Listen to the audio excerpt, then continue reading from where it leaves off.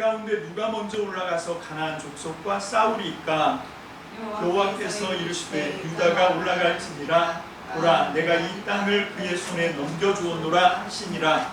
유다가 그의 형제 시므온에게 이르되 내가 제비 뽑아 얻은 땅에 나와 함께 올라가서 가나안 족속과 싸우자. 그리하면 나도 내가 제비 뽑아 얻은 땅에 함께 가리라 하니 이는 이에 시므온이 그와 함께 가니라. 가 올라가매 여호와께서 가나안 족속과 브리스 족속을 그들의 손에 넘겨주시니 그들이 베색에서 10,000명을 죽이고 또 베색에서 아도니 베색을 만나 그와 싸워서 가나안 족속과 브리스 족속을 죽이니 아도니 베색이 도망하는지라 그를 쫓아가서 잡아 그의 엄지손가락과 엄지발가락을 자르매 아도니 베색이 이르되 옛적에 70명의 왕들이 그들의 엄지손가락과 엄지발가락을 잘리고 내 상 아래에서 먹을 것을 줍더니 하나님이 내가 행한 대로 내게 갚으심이로다 하니라. 무리가 그를 끌고 예루살렘에 이르렀더니 그가 거기서 죽었더라. 예루살렘을 쳐서 점령하여 칼날로 치고 그 성을 불살랐으며 그 후에 유다 자손이 내려가서 산지와 남방과 평지에 거주하는 가나안 족속과 싸웠고 유다가 또 가서 헤브론에 거주하는 가나안 족속을 쳐서 세세와 아이만과 달메를 죽였더라. 헤브론이 본 이름은 기럇 아르바였더라. 거기서 나아가서 드빌의 주민들을 쳤으니 드빌의 본 이름은 기럇세벨이라. 갈렙이 말하기를 기럇세벨을 쳐서 그것을 점령하는 자에게는 내 딸 악사를 아내로 주리라 하였더니 갈렙이 말하기를 갈렙의 아우 그리스의 아들인 운니엘이 그것을 점령하였으므로 갈렙이 그의 딸 악사를 그에게 아내로 주었더라. 악사가 출가할 때에 그에게 청하여 자기 아버지에게 밭을 구하자 하고 나귀에서 내림에 갈렙이 묻되 내가 무엇을 원하느냐 하니 이르되 내게 복을 주소서. 아버지께서 나를 남방으로 보내시니 샘물도 내게 주소서 하매 갈렙이 윗샘과 아랫샘을 그에게 주었더라.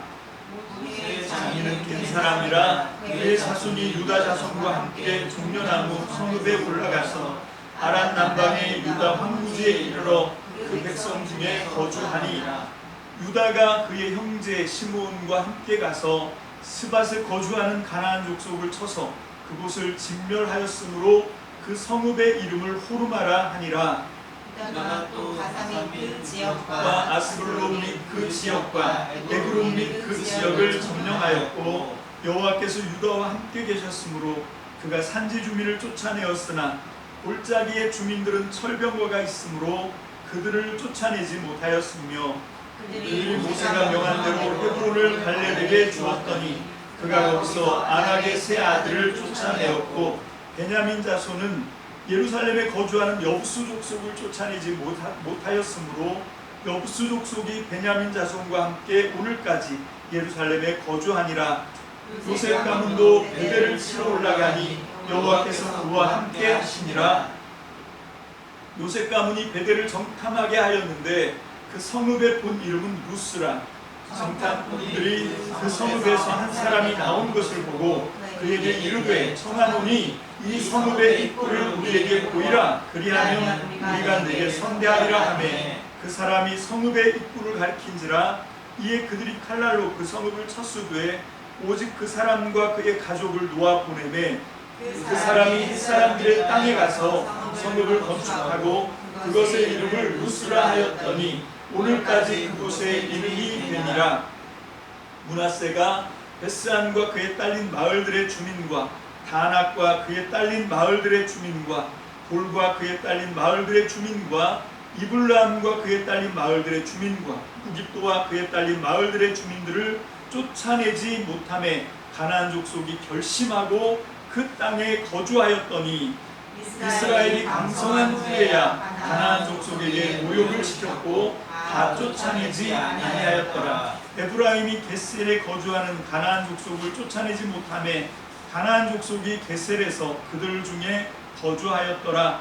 스불론은 기드론 주민과 나할롤 주민을 쫓아내지 못하였으므로 가나안 족속이 그들 중에 거주하면서 노력을 하였더라. 아셀이 악보 주민과 시돈 주민과 알랍과 악십과 헬바와 아빗과 루욱 주민을 쫓아내지 못하고 아셀 족속이 그 땅 주민 가나안 족속 가운데 거주하였으니 이는 그들을 쫓아내지 못하였더라.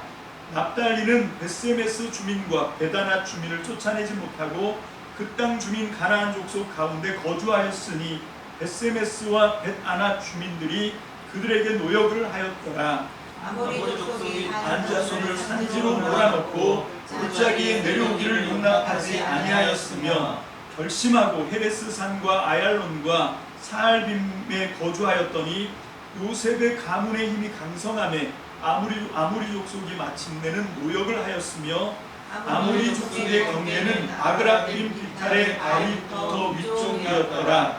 여호와의 사자가 길갈에서부터 복임으로 올라와 말하되 내가 너희를 애굽에서 올라오게 하여 내가 너희의 조상들에게 맹세한 땅으로 들어가게 하였으며 또 내가 이르기를 내가 너희와 함께한 언약을 영원히 어기지 아니하리니 너희는 이 땅의 주민과 언약을 맺지 말며 그들의 제단들을 헐라하였거늘 너희가 내 목소리를 듣지 아니하였으니 어찌하여 그리하였느냐. 그러므로 내가 또 말하기를 내가 그들을 너희 앞에서 쫓아내지 아니하리니 그들이 너희 옆구리에 가시가 될 것이며 그들의 신들이 너희의 울무가 되리라 하였노라. 여호와의 사자가 이스라엘 모든 자손에게 이 말씀을 이르매 백성이 소리를 높여 운지라 다같이요. 그러므로 그곳을 이름하여 복임이라 하고 그곳들이 거기서 여호와께 제사를 드렸더라. 아멘. 기도합니다. 할렐루야. 자비하신 하나님, 거룩하신 우리 아버지 감사합니다. 9월 첫 주 이 예배를 통하여 하나님 영광 받으시고 이제 우리가 사사기의 말씀, 사사기 강해를 본격적으로 시작합니다. 우리 주님 지혜와 계시의 영을 주셔서 이 말씀 속에 기록하신 하나님의 뜻을 온전히 깨달을 수 있도록 사람의 지혜가 아니라 성령의 계시와 지혜의 영으로 충만하게 덧입혀 주옵소서.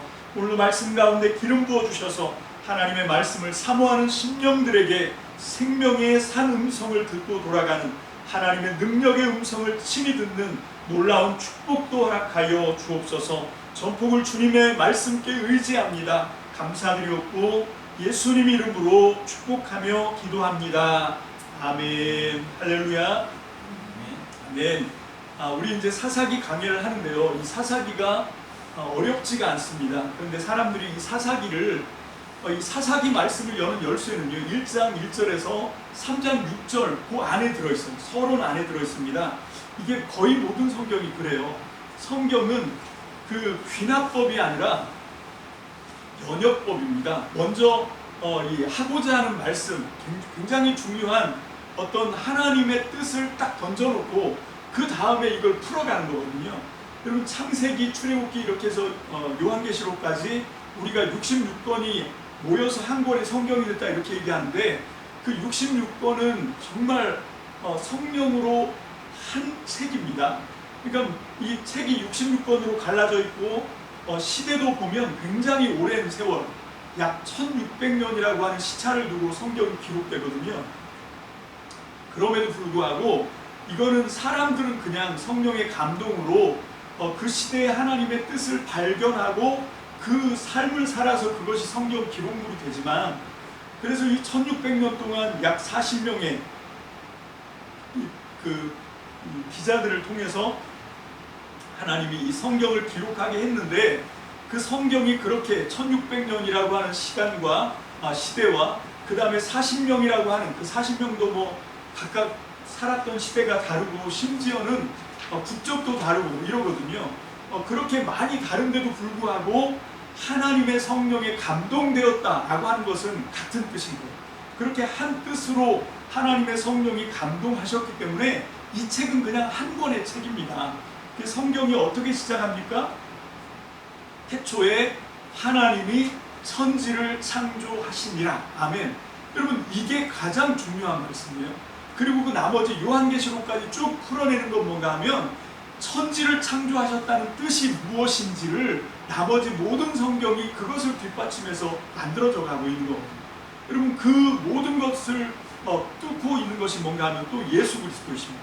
여러분, 예수님이 요한복음에서도 말씀하시기를 이 모든 성경은 나를 기록한 거다 라고 말씀하신 것처럼, 그래서 우리가 이 성경을 이해하는 것, 이것은 결국 하나님을 아는 것이고 이것은 예수 그리스도를 제대로 이해하는 것이다. 그래서 우리가 이 성경을 이해하는 데 있어서 굉장히 중요한 이 내용을 제가 말씀을 드렸고요. 그 가운데 이 사사기를 해석하는 것이 중요합니다. 여러분, 이게 어떻게 보면 그 모세오경과 나머지 그 뒤에 나오는 이 예언서, 그 다음에 성문서를 연결해주는 그런 굉장히 중요한 말씀이 여호수아, 사사기, 그 다음에 룻기, 이렇게 저는 생각을 하거든요. 요거를 잘 이해하면 그 나머지 이제 신약 성경까지 우리가 성경을 어떻게 그 맥을 잡아야 되는지가 여기서 결판이 나는 거거든요. 조금 어려울 수도 있지만 우리가 한번 잘 따라와 보시면 여러분들이 성경이 정말 꿀보다, 송이꿀보다 달다 라고 하는 것을 여러분들도 친히 경험할 줄로 믿습니다. 할렐루야, 아멘. 제가 우리 단톡방에 공지로 올려놨는데 그게 뭔가 하면 사사기 개요라고 해서, 사사기는 크게 세 부분으로 나눠지거든요. 그걸 여러분들이 시간 나는 대로 좀 틈틈이 보시면서 그 다음에 중요한 건 뭔가 하면 이렇게 이 개요를 이렇게 해놨으니까 사사기를 친히 특별히 뭐 안 읽어봐도 되겠구나, 이게 아니에요. 여러분, 중요한 건 성경을 읽는 게 중요하고, 여기 제가 올려놓은 개요는 여러분들이 성경을 읽고 이해하는 데 도움이 되라고 한 거지 안 읽어도 된다 그런 게 아닙니다. 그래서 여러분들이 사사기 말씀을 열심히 부지런히 잘 읽고 여러분들의 것으로 이 숙지하시길 바랍니다. 자, 이 사사기는 첫 번째가 1장 1절에서 3장 6절, 이게 서론입니다. 그 다음에가 이제 서론이고, 그 다음에가 본론인데 3장 7절에서 16장 31절, 이것이 이제 본론이거든요. 본론. 그 다음에 17장 1절에서 21장 25절까지가 결론이 아니라 부록입니다. 부록. 자, 이렇게 여러분들이 이해를 하시면 돼요. 사사기는 이렇게 크게 세 가지로 나누어서 지고 있습니다. 그런데 이 앞에 나오는 사사기의 1장 1절로부터 3장 6절까지는 어떤 서론인가 하면, 하나님께서 여호수아를 통해서 정말 이게 꿈도 못 꾸는 얘기거든요. 이게 사실은 어떤 건가 하면, 얼마 전까지만 해도 이 사람들은 뭐 하던 사람이냐면 이집트라고 하는 남의 나라, 남의 제국에 끌려간 건 아니죠. 자기 발로 갔는데 거기서 어찌어찌 살다 보니까 노예가 됐습니다. 종이 됐습니다. 그래서 거기서 종살이를 하던 사람들이에요. 이 사람들이. 여러분, 이 사람들이 어떤 사람이냐면 그렇게 종살이만 하던 사람이 아니라 그 종살이 하던 중에 그 사람들의 이 세력이 커지니까, 숫자가 많아지니까 이집트의 왕인 파라오가 겁을 먹은 거예요. 그래서 야, 얘들이 우리보다 숫자가 많아지면 곤란한데, 이렇게 생각을 해서 산하 제한을 하는데 무식하게 산하 제한을 하죠. 어떻게 하냐면 딸을 낳으면 키워도 좋은데 아들을 낳으면 나일강에다 던져라, 이렇게 얘기하는 거예요. 여러분 보고 여러분들의 아들을 나일강에 던져라. 여러분, 그럼 여러분 어떻게 하실까요? 여러분, 이 사람들은 거기에 꼼짝 못하고 주눅 들어서 압제당하면서 그 짓을 했던 사람들이에요. 별 볼 일 없는 사람들이었단 말입니다. 그런 사람들을 하나님이 모세를 통해서 건져내셔서 광야를 통과하게 하시고 여호수아를 통해서 이 가나안 땅을 정복하게 하셨습니다. 그게 여호수아의 얘기예요. 그걸 정복하고 땅을 다 분배해서 지파별로 모든 지파들에게 이 땅을 나눠줬거든요. 그래서 여호수아서에 보면 하나님께서 이 땅들을 다 나눠줬고 이 사람들이 이 땅들을 다 분배받은 땅들을 다 점령했다, 이렇게 되어 있습니다. 여러분, 이 여호수아와 이 사사기는 완전히 기록이 달라요. 사사기는 오늘 1장 1절에서 3장 6절까지 얘기하는 게 뭔가 하면, 그렇게 하나님이 주셨는데 분배받은 땅인데도 불구하고, 오늘 말씀의 제목이지요, 분배를 받았음에도 불구하고 그 땅을 완벽하게 점령하지는 못했다라고 하는 이야기, 이게 1장 1절에서 3장 6절까지의 이야기입니다. 아니, 여호수아에서는 다 정복하고 다 점령하고 뭐 했다면서요. 근데 왜 여기 이 사사기에서는 못했다 이렇게 얘기할까요? 여기 우리가 이걸 잘 이해를 해야 돼요. 뭔가 하면 이 사람들은 그냥 사람들이 하는 전국전쟁, 땅 따먹게 하는 그런 전쟁이 아닙니다. 그래서 제가 이 전쟁을 정결전쟁 이렇게 얘기하는 거예요. 이게 무슨 얘기인가 하면 이거는 그 하나님이 싸우는 싸움이에요. 성전입니다. 이건 하나님이 함께 하시는 싸움인 거죠. 이 여호수아에서는 땅을 분배받은 땅을 다 점령했다 이렇게 얘기하는 이유가 뭔가 하면 그건 하나님 편에서예요. 하나님은 이걸 다 정복하게 하고 이게 하나님의 은혜거든요. 하나님이 다 앞서서 원수들을 다 무력화시키시고 그렇게 해서 다 정복하게 하고 이 땅들을 다 나누어 줬거든요. 그러면 이 사람들은 뭘 해야 되냐? 그 땅을 차지하려면 뭘 해야 되냐? 여러분 오늘 우리가 본문에서도 이 읽은 바처럼 그 말씀에 순종을 했어야 돼요. 여러분 그 말씀에 그 언약의 말씀에 순종하기만 하면 하나님이 약속하신 땅을 분배해 주신 땅을 차지할 수 있었던 겁니다. 근데 이 사람들이 하나님을 멀리하는 거예요. 하나님을 믿었던 그 신앙들이 이제 무너지기 시작해요. 그게 여호수아가 죽은 후 이렇게 나오는 거예요. 그 다음부터 이 사람들이 하나님을 의지하는 믿음이 아니라 거기 있는 바알과 아세라와 이런 신들을 섬기고 그쪽 거민들하고 그냥 사이좋게 지내고 이러면서 하나님의 명령을 순종하지 않은 거예요. 여러분 오늘 우리가 찬송 331장을 드렸는데 여러분 명령을 순종하는 것, 하나님의 말씀에 순종하는 것, 이것이 우리 신앙생활의 가장 중요한 키포인트입니다. 중요한 건 우리가 뭐 얼마만큼 많은 영향력을 갖고 있고 힘을 갖고 있고 지혜를 갖고 있고 이게 중요한 게 아니라 우리가 가진 것이 비록 작다 하더라도 우리의 환경 속에서 최선을 다해서 하나님의 명령에 순종하는 저와 여러분들 되시기를 주님의 이름으로 축복합니다. 아멘. 이것이 이 사사기를 통해서 우리가 배워야 되는 거예요. 여호수아서에서는 하나님 편에서 이미 모든 땅을 점령하고 다 분배하고 끝난 거예요. 근데 이제 그것을 분배받는 우리가 뭘 해야 되냐면 그 하나님을 믿고 하나님을 앞세우고 하나님을 믿으면서 나가면 되는데 하나님보다 자기들이 앞서버립니다. 그래서 자기들의 힘으로 뭘 하려고 하니까 이미 다 분배까지 해주신 땅인데도 불구하고 차지하지 못합니다. 이게 사사기의 내용이에요. 그래서 우리는 사사기가 이제 정점을 찍고 점점 정말 아주 험하게 추락하는 그런 모습을 보는데 그럼에도 불구하고 사사기의 핵심은 뭐냐면 하나님이 포기하지 않고 계속해서 구원을 반복하신답니다. 여러분 사사기는 타락하는 내용이 많이 나와 있지만 점점 더 몰락하는 이야기지만 그러나 사사기의 중심 주제는 타락이나 몰락이 아니라 하나님의 구원하심이에요. 하나님이 얼마나 신실하게 약속을 잘 지키시는지 이게 사사기의 핵심 메시지입니다. 우리 이제 그걸 찾아볼 거거든요. 그래서 우리 제가 앞에 올려드렸던 그리고 이제 단톡방에 공지로 냈던 그런 이 사사기 전체의 개요 맥락을 잘 이해하시면서 오늘은 1장 1절에서 3장 6절 그 가운데서도 앞부분입니다. 1장 1절에서 3장 6절은 또 두 개로 나누어지거든요. 그 두 분으로 나누어지는데 어떻게 나누어집니까? 1장 1절에서 2장 5절 그리고 1장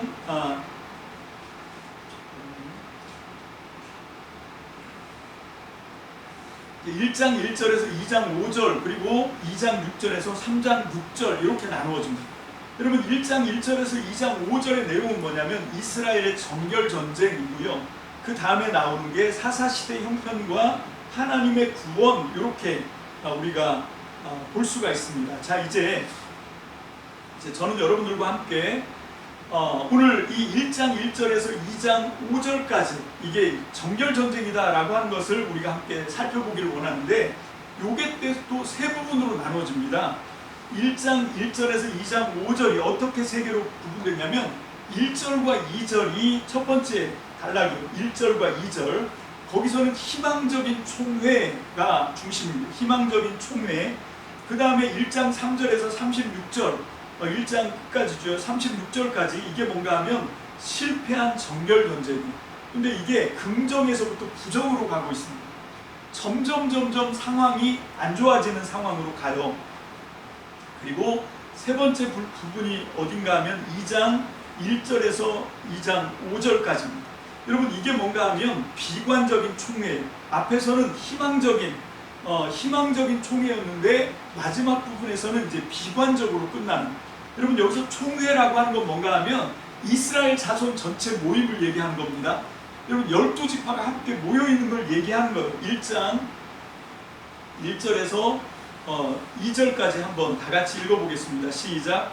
여호수아가 죽은 후에 이스라엘 자손이 여호와께 여쭈어 이르되 우리 가운데 누가 먼저 올라가서 가나안 족속과 싸우리까? 여호와께서 이르시되 유다가 올라갈지니라. 보라 내가 이 땅을 그의 손에 넘겨주었노라 하시니라. 아멘. 자, 여기서 이스라엘 자손이라고 하는 게 어느 그 이스라엘 자손들 가운데 어떤 한 사람을 얘기하는 게 아니에요. 이스라엘 자손 전체를 얘기하는 겁니다. 유다 지파부터 시작해서 뭐 에브라임, 므낫세, 시므온, 뭐 루벤, 다 모든 지파들 사람들이 다 모여서 이게 총회예요. 이스라엘 자손들, 이스라엘 총회들이 모여서 하나님께 여쭤보는 겁니다. 누가 먼저 올라가야 됩니까? 이 정결 전쟁 전체를 지금 정리를 하고 있는 거예요. 그랬더니 하나님께서 유다가 먼저 올라가라. 내가 이 땅을 그의 손에 넘겨주었다. 이렇게 말씀을 하고 있는 거예요. 이게 희망적인 총회예요. 자, 그래서 이제 유다부터 전쟁을 하는 이야기가 나오는데 유다는 좀 깁니다. 유다가 이제 사사기 1장 3절에서 20절까지가 유다 지파가 어떻게 전쟁을 하는지 7 구조로 나오고 있어요. 7가지로 나누어서. 그래서 첫 번째는 베색에서 승리하는 이야기가 나옵니다. 그래서 아도니 베색, 이 사람이 누구냐면 70명의 나라를 정복한 그런 정복자인데 이 아도니 베색을 처치합니다. 그 다음에 여기 예루살렘 점령이 나오는데 이 예루살렘이 우리가 알고 있는 그 예루살렘이냐, 뒤에 가면 또 예루살렘 얘기가 나오거든요. 그 뒤에 거가 진짜 우리가 아는 예루살렘이고 이거는 다른 지역일 것 같다, 이렇게 학자들이 얘기하는데 어쨌건 예루살렘을 점령했다는 얘기가 1장 8절 이야기입니다. 앞에 있는 베색에서 승리는 3절에서 7절까지, 그리고 1장 8절이 예루살렘을 점령하는 이야기, 그리고 그 다음에 산지, 남방, 평지, 가나안 족속과 싸우는 이야기. 그래서 결국은 헤브론을 점령합니다. 여러분 유다 지파의 중심 도시는 헤브론입니다. 예루살렘이 아니고.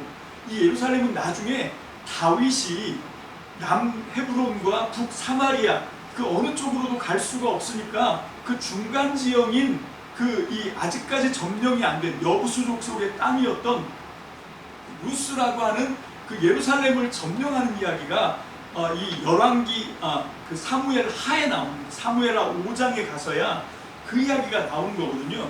그러니까 그 전까지는 이 예루살렘은 뒤에 나오지만 정복하지 못한 땅이거든요. 자, 어쨌건 이 헤브론 점령이 1장 9절 이야기입니다. 그 다음에 네 번째가 온니엘이라고 하는 이 사람이 누구냐면 갈렙의 동생이 그나스인데 그 그나스의 아들입니다. 그 온니엘이 기랴세벨, 드빌이라고 하는 기랴세벨을 점령하는 사람은 내 딸을 주겠다, 이렇게 한 거죠. 그래서 그 악사와 결혼을 합니다. 이게 무슨 얘기인가 하면 온니엘이 그 기랴세벨을 점령했다는 얘기죠. 그게 이제 1장 10절에서 15절 내용입니다. 그 다음에 여섯 번째, 하나, 둘, 셋, 넷, 다섯 번째네요. 겐족속, 이 정착하는 이야기, 그리고 여리고, 아랏, 남방, 황무지 뭐 이렇게 나오는 게 1장 16절 이야기입니다. 이 겐족속은 모세의 장인이죠. 그 이드로의 아들 호밥, 그 호밥의 자식들이 겐족속이 되는데 어쨌건 그 내용이 나오고 있고요. 그 다음에 호르마를 정복한 여섯 번째, 시므온 지파와 함께 스밧, 호르마를 정복하는 이야기가 1장 17절, 그 다음에 가사, 아스글론, 에그론을 점령한 이야기가 1장 18절, 그 다음에 19절과 20절이 결론인데 결론이 뭡니까? 산지에서는 쫓아냈는데 골짜기에 있는 주민들은 못 쫓아냈다는 얘기예요. 왜 못 쫓아냈습니까? 이유가 뭐예요? 철병거가 있어서 너무 막강한 강적이어서, 그래서 이 사람들이 산지만 차지하고 평지에서는 이 가나안 주민들을 다 온전하게 내쫓지 못했다라고 하는 이야기. 요게 이제 1장 3절에서부터 20절까지 나오는 이 유다 지파의 정결 전쟁 이야기입니다. 자, 그 다음에 나오는 두 번째 지파가 앞에가 유다와 시므온 지파고 두 번째 나오는 게 베냐민 지파. 그게 이제 1장 21절 딱 한 절 나와요. 1장 21절 이거는 짧으니까 한번 읽어볼까요? 1장 21절이 이게 베냐민 지파 얘기입니다. 시작. 베냐민 자손은 예루살렘에 거주하는 여부수 족속을 쫓아내지 못하였으므로 여부수 족속이 베냐민 자손과 함께 오늘까지 예루살렘에 거주하니라. 자, 이게 이제 두 번째 파트인데 앞에 있는 파트는 분배받은 땅에서 다 쫓아냅니다. 근데 산지는 점령하는데 어디는 점령 못했다? 골짜기는 점령하지 못했다. 그래서 이제 골짜기에는 그 가나안 거민들이 살고 있고 그 다음에 산지는 이 유다 지파, 시므온 지파가 차지하고 있는 거예요. 자, 아까 얘기했죠. 이게 점차 긍정에서 부정으로 간다고요. 두 번째는 어떤 내용을 얘기하고 있냐면 베냐민 지파가 분배받은 땅인데 거기 있는 사람들을 다 내쫓지를 못합니다. 다 여부수 족속을 다 내쫓지 못해가지고 주가 누구냐면 베냐민 자손. 베냐민 자손이 사는 동네에 누가 여부수 이 21절에 여부수 족속이 베냐민 족속과 함께 오늘까지 예루살렘에 거주하니라 이렇게 되어 있습니다. 베냐민에게 주신 땅이 예루살렘이에요. 이게 진짜 예루살렘입니다. 이게 나중에 아까 얘기했지만 다윗 시대에 가서야 이 여부수 족속에게서 예루살렘을 정복하는 이야기가 사무엘하 5장에 가서야 나온다라고 말씀을 드렸고요. 자, 그 다음에 22절 요셉 가문이 이야기가 나오는데 그 세 번째 나오는 게 이제 요셉 족속인데 요셉이라고 하면 에브라임 자손과 므낫세 지파를 얘기하는 거예요. 요셉의 두 아들 므낫세와 에브라임이 있었는데 에브라임을 장자로 만들었죠. 그래서 에브라임을 먼저 얘기합니다. 에브라임과 므낫세가 합쳐서 요셉 지파예요. 이게 22절부터 29절까지 이 요셉 지파가 분배받은 땅을 어떻게 정복하는 정결전쟁 이야기가 나오고 있습니다. 이것도 역시 7가지 구조로 이야기가 나와요. 첫 번째가 에브라임과 므낫세가 베델, 루스를 정복하는 이야기. 베델을 정복하는 이야기가 22절에서 26절 길게 나옵니다. 두 번째가 므낫세가 앞에는 에브라임, 므낫세가 같이 했는데 이번에는 므낫세가 벳산과 그에 딸린 주민들을 쫓아내지 못합니다. 그 다음에 세 번째, 므낫세가 다낙과 그에 딸린 마을의 주민을 쫓아내지 못함. 27절, 므낫세가 돌과 그에 딸린 마을들의 주민을 쫓아내지 못했다. 이블람과 그에 딸린 마을들의 주민을 쫓아내지 못하고, 또 므낫세가 무깃도와 그에 딸린 마을들의 주민들을 쫓아내지 못하고, 에브라임이 게셀에 거주하는 가나안 족속을 쫓아내지 못했다라고 하는 이야기가 계속해서 나오고 있습니다. 그래서 결론이 뭡니까? 여기 굉장히 중요한 말이 나와요. 가나안 족속들이 결심하고 그 땅에 거주했더라 라고 하는 이야기. 1장 27절의 이야기입니다. 함께 보겠습니다. 1장 27절이요. 시작. 므낫세가 벳세안과 그에 딸린 마을들의 주민과 다낙과 그에 딸린 마을들의 주민과 돌과 그에 딸린 마을들의 주민과 이블라임과 그에 딸린 마을들의 주민과 무깃도와 그에 딸린 마을들의 주민들을 쫓아내지 못하며 가나안 족속이 결심하고 그 땅에 거주하였더니. 아멘. 자, 이 세 번째 이 요셉 지파가 중심이고요. 그 앞에는 뭔가 하면 주가 앞에도 얘기했지만 베냐민 지파가 주고 여부수가 거기 끼어 사는 겹방살이 하는 것 같은 그런 표현이 나오고, 그 앞에 나오는 유다나 시므온 지파 같은 경우는 아예 구분이 딱 정해져 있죠. 산지는 다 차지하는데 골짜기는 정복하지 못했다 이런 식으로 정리를 해줍니다. 그런데 요셉 지파 뒤부터는 어떤 얘기가 나오냐면 가나안 족속이 거주하는데 같이 살았다 이렇게 나와요. 주가 누굽니까? 여러분, 여기 나오는 스불론 지파나 아셀 지파나 납달리나 단 지파가 주가 아니고 가나안 원주민들이 주가 되고 그냥 거기 가나안 족속들과 함께 기거했다, 함께 거주했다 이런 표현을 합니다. 그러니까 무슨 얘기인가 하면 형편 상황이 점점 안 좋아지는 쪽으로 가고 있는 그런 내용을 지금 쓰고 있어요. 그래서 이 네 번째 지파 정결 전쟁 이야기가 누구냐면 요셉 지파 뒤를 이어서 스불론 지파입니다. 그게 1장 30절 딱 한 절이니까 한번 30절 짧으니까 한번 보겠습니다. 시작. 스불론은 기드론 주민과 나홀 주민을 쫓아내지 못하였으므로 가나안 족속이 그들 중에 거주하면서 노역을 하였더라. 자, 여기 이 가나안 족속들이 나중에 가서야 힘이 이 사람들이 세면 그 노역을 하는데 어쨌건 같이 살고 있는 여기까지는 그래도 괜찮은 것 같아요. 자, 그 다음에 다섯 번째가 31절 32절에 나오는 아셀 지파의 정결 전쟁입니다. 이것도 역시 7가지 구조가 나와요. 제가 한번 읊어보면 아셀이 악고 주민들을 쫓아내지 못합니다. 그 다음에 시돈 주민을 쫓아내지 못하고요, 알랍 주민 못 쫓아내고 악십, 그 다음에 헬바, 아빅, 루옥 주민들, 이렇게 7번에 걸쳐서 이 사람들을 내쫓지를 못했다라고 얘기해요. 그래서 결론이 뭡니까? 1장 32절을 다 같이 봅니다. 시작. 아셀 족속이 그 땅의 주민 가나안 족속 가운데 거주하였으니 이는 그들을 쫓아내지 못함이었더라. 자, 여기 보니까 가나안 족속 가운데 거주했다. 이 격방살이 했다는 얘기를 하는 거예요. 점점 상황이 안 좋아진다는 걸 잘 보여주는 그런 결론이죠. 그 다음에 여섯 번째 정결전쟁 얘기가 납달리 지파예요. 자, 납달리 지파의 영적 전쟁은 1장 33절 딱 한 절입니다. 다 같이 봅니다. 시작. 납달리는 벳세메스 주민과 베다나 주민을 쫓아내지 못하고 그 땅의 주민 가나안 족속 가운데 거주하였으나 벳세메스와 베다나 주민들이 그들에게 모욕을 하였더라. 자, 이렇게 이제 점점 상황이 안 좋아지는데 제일 안 좋은 거는 누구냐? 단지파예요. 단지파의 이야기가 이제 마지막 7번째 정결전쟁 부분인데요. 1장 34절에서 36절까지가 이 단지파의 정결전쟁 부분이거든요. 자, 지금까지는 어쨌건 쫓아내려고 시도를 했는데 못 쫓아내가지고 그 가나안 주민들과 같이 기거를 해야 되는 그런 상황이었잖아요. 근데 여기는 어떻게 되냐면 오히려 그 분배받은 땅에서 거기 있었던 가나안 족속들, 아모리 족속인데 그 아모리 족속 이 사람들이 단지파 사람들을 아예 그 분배받은 땅에서 내쫓아버립니다. 그러니까 단지파가 정복하고 차지해야 되는 땅에서 오히려 거기 있는 이 아모리 족속에 의해서 아예 그 분배받은 땅에서 밀려나가는, 쫓겨나가는 그런 이야기. 그래서 단지파는 자기가 이 여호수아를 통해서, 하나님이 여호수아를 통해서 주신 땅이죠.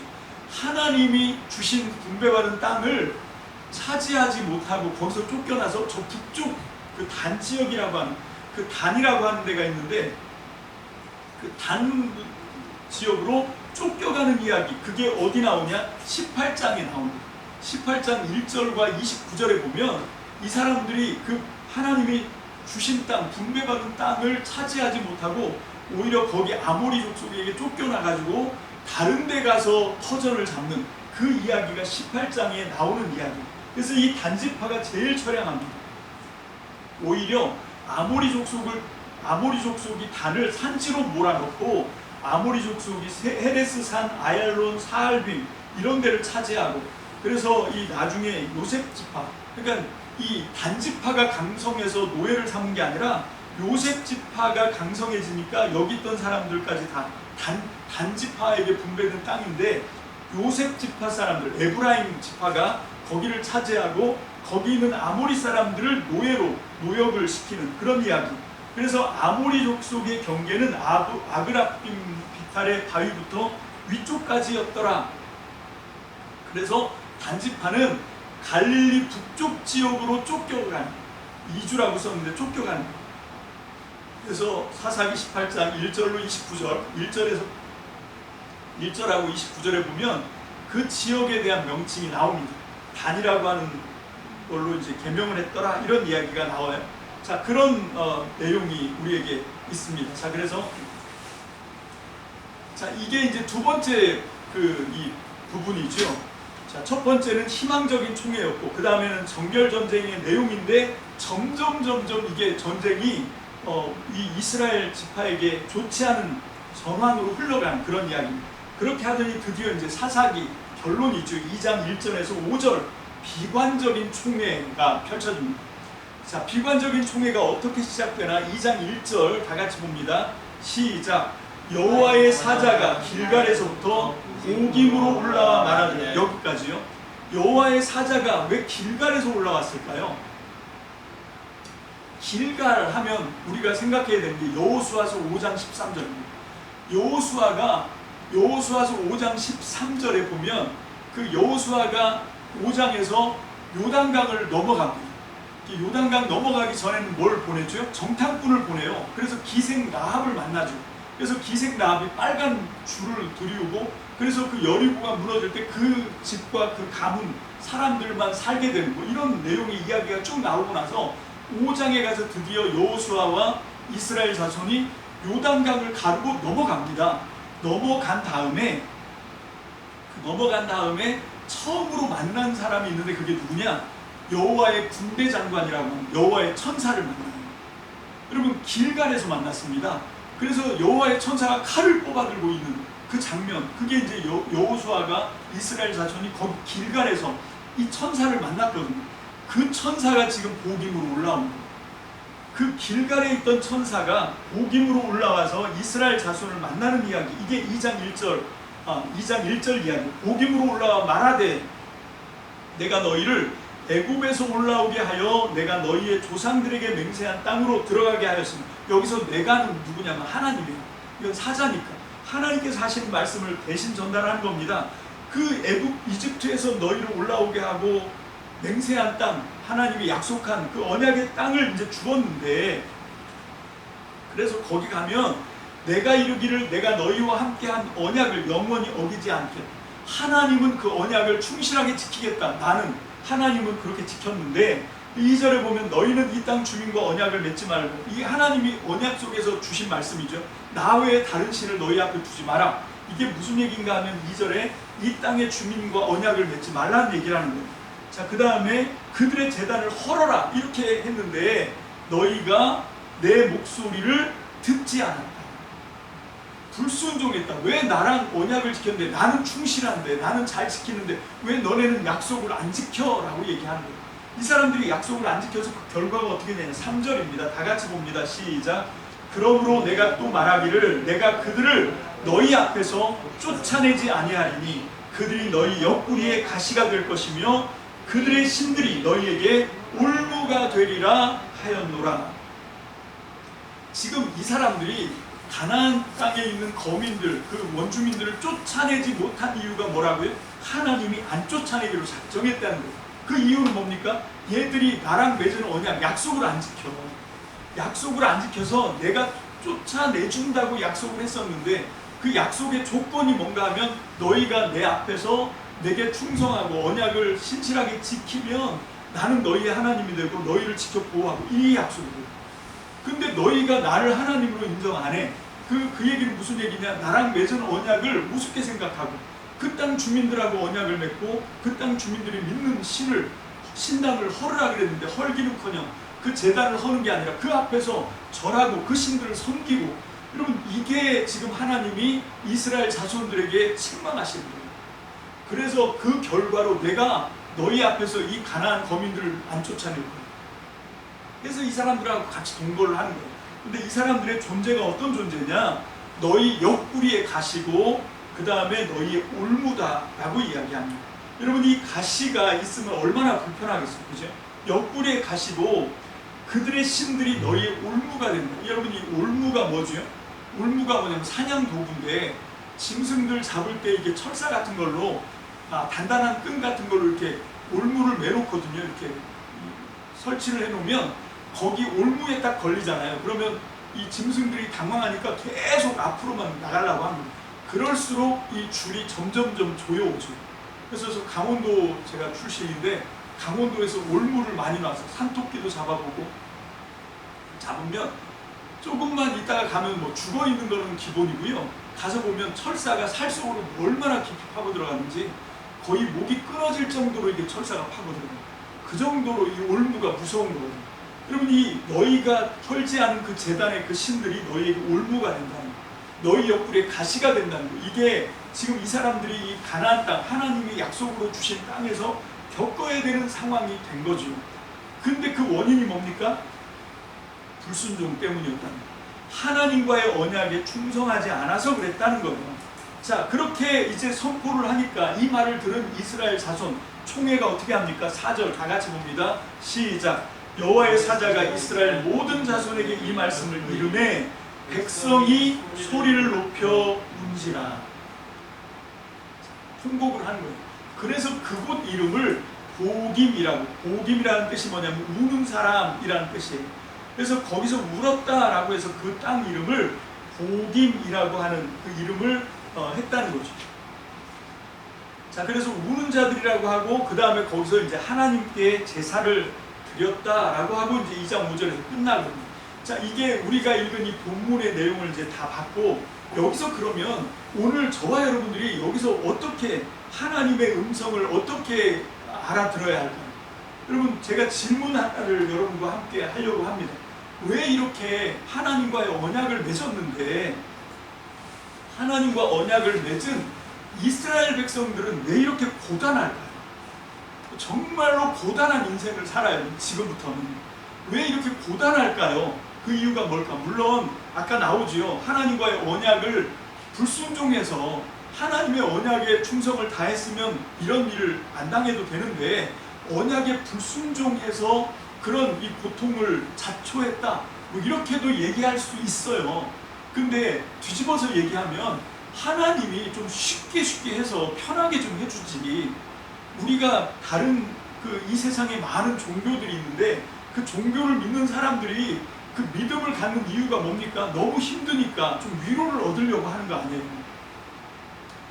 하나님이나 아니면 다른 어떤 신들을 믿어서 내가 이 힘든 세상살이 세파에서 조금이라도 위안을 얻고 좀 힘을 얻고 좀 어려운 일을 좀 쉽게 만들고 이렇게 해주는 게 우리가 믿는 어떤 신앙의 목적이고, 그 신앙에서 우리가 대상으로 바라보는 그 신들이 해야 되는 어떤 일 아닌가? 이런 생각을 우리 갖고 있잖아요. 세상의 모든 종교는 다 그런 얘기합니다. 나한테 뭐 빌어라, 나를 믿어라, 그럼 내가 널 출세시켜주고 뭐 널 잘되게 해주고 복을 주고 다 이런 얘기를 하는 거잖아요. 자, 그런데 그러면 하나님이 왜 이렇게 가나안 땅에 들어와서, 물론 언약에 순종했으면 쉬웠을 거지만 어쨌건 언약을 어겨서 뭐 이런 사단이 일어났다고 얘기를 하는데, 근데 왜 이렇게 복잡하게 만들어서 이 이스라엘 자손들을 이렇게 고단하게 만들까 하는 거예요. 우리도 요즘 힘들잖아요, 그죠? 하나님을 믿는데 이게 쉬운 게 아닌 것 같은 거예요. 왜 이렇게 힘들까? 그 원리를 이 사사기를 통해서 우리는 배울 수가 있어요. 이 첫 장인데부터 이 1장 1절로 2장 5절에서는 이 얘기를 하고 있는 거예요. 이게 무슨 얘기인가 하면 나는 다른 신들하고 다르다는 거예요. 이 세상의 다른 신들은 그냥 무조건 너희가 자기를 섬기면 무조건 복을 주겠다 이렇게 얘기하지만 하나님과 이스라엘은 다른 신과 달라. 왜? 어떤 점에서 다릅니까? 어떤 점에서 다르냐면, 다른 이 우상들, 다른 신들은 다 뭔가 하면 그 신들한테는 어떤 의도가 없어요. 그냥 그 신들한테 가서 시성을 드리고 정성을 드리기만 하면 그냥 그 신들은 우리를 다 잘되게 하고 복주고 뭐 편안하게 해주고 그러려고 있는 신인 것 같아. 근데 이 여호와 하나님은 이 세상의 많은 이 민족들 가운데 이스라엘이라고 하는 한 민족을 딱 선택을 하셔서 픽을 하셨어요. 그 선택을 하신 목적이 뭡니까? 여러분, 여기에 하나님의 의도가 있는 거예요. 그 하나님의 의도가 뭔가 하면 이 땅에서 하나님의 뜻이 이루어지는 하나님 나라 한번 만들어 보자. 이게 다른 신과 다른 거예요. 이 세상에 하나님은 오직 한 분밖에 없는데 그 하나님은 우리에게 소원을 갖고 계시다고요. 저와 여러분들이 하나님 나라가 되는 것, 이것이 하나님의 소원이거든요. 그래서 그 소원에 맞춰 가기 위해서 뭘 하냐? 하나님이 공사를 하고 계십니다. 그래서 이렇게 고단한 거예요. 그래서 하나님이 이 정말 자기 자식을 나일강에 던지는 이런 못나 빠진 한 민족을 선택하신 거거든요.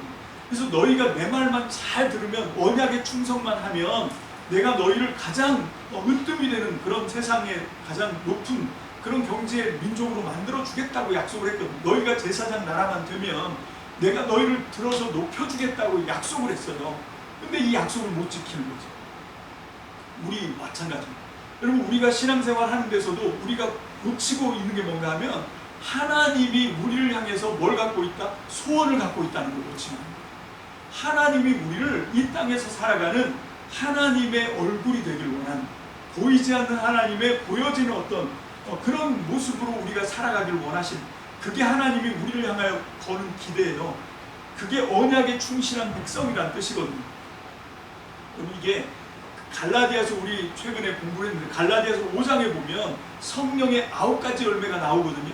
그 성령의 9가지, 성령의 열매 가운데 9가지 열매들이 쭉 나오는데 그 중에 충성이라고 하는 게 있거든요. 그 충성이 뭐냐? 피스티스. 원어로 보면 헬라어 원어로 피스티스.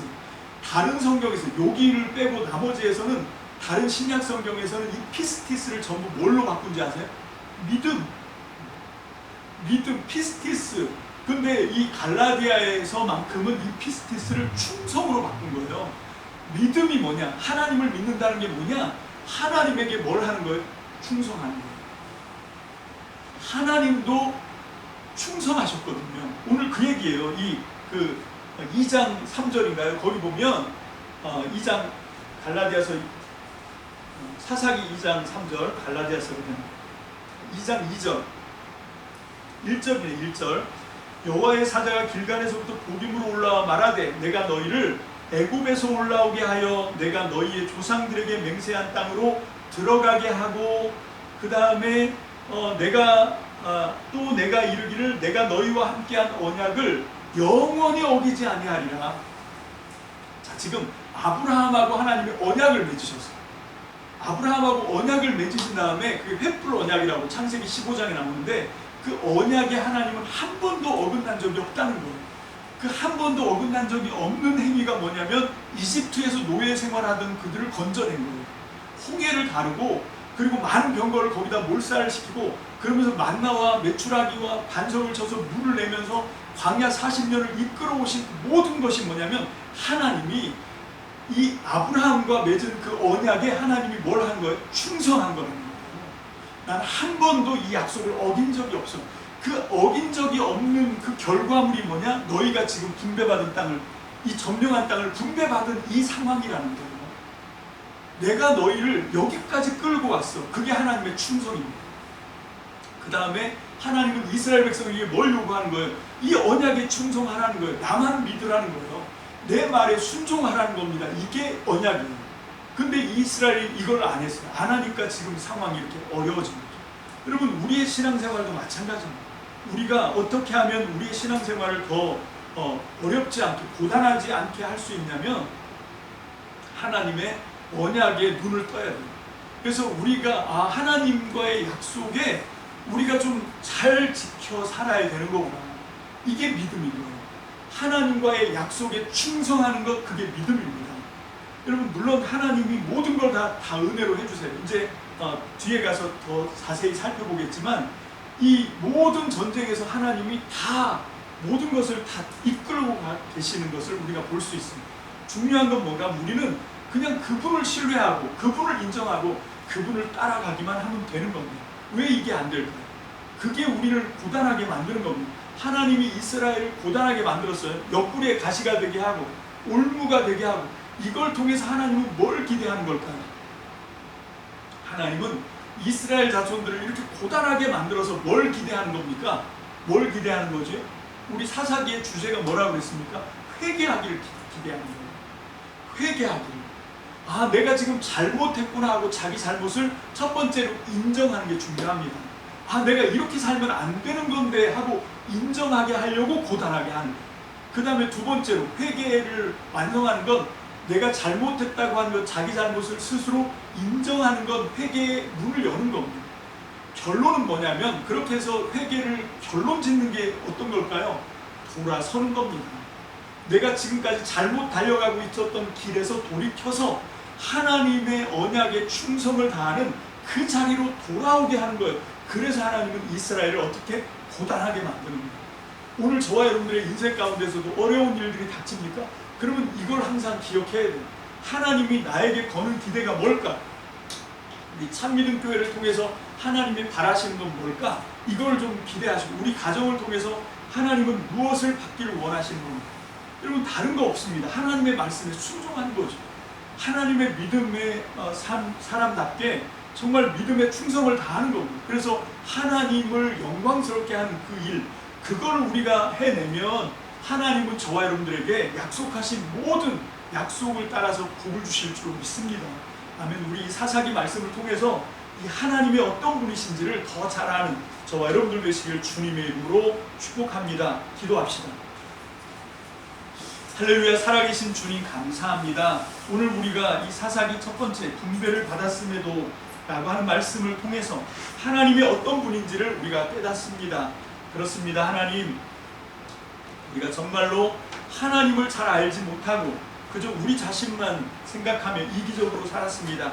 아버지 하나님, 이 사사기의 말씀을 통해서 이제 우리의 눈을 들어서 내게서 옮겨 하나님을 바라보는 정결한 시선이 되게 도와주옵소서. 아버지 하나님, 우리가 영적으로 음란하고 영적으로 타락하고 영적으로 오염되는 이유는 하나님을 바라보던 그 정결한 눈이 이제 나 자신을 바라보는 순간부터 우리가 영육 간의 모든 생활에서 더러워지는 것을 믿습니다. 아버지 하나님, 이스라엘 백성들이 하나님을 바라보던 시선을 놓치는 바람에 이렇게 고단한 인생을 살았던 것처럼 하나님이 그들에게 가시와 올무를 허락하셔서 그들을 고통 가운데 빠뜨리신 이유는 다시 정결하게 눈을 들어서 하나님을 바라볼 수 있도록 하나님 그들을 이끌어내시는 하나님의 의도라고 우리가 배웠습니다. 하나님, 오늘 우리에게도 정말로 우리 자신이 나 자신을 주목하고 있는 것은 아닌지 아버지 우리 자신을 돌아보게 하시고 이제 우리가 돌이켜서 하나님만 정결하게 바라보는 주님의 거룩한 신부로 다시 회복되게 축복하여 주옵소서. 감사를 드립니다. 예수님의 이름으로 축복하며 기도합니다. 아멘. 다 자리에서 일어나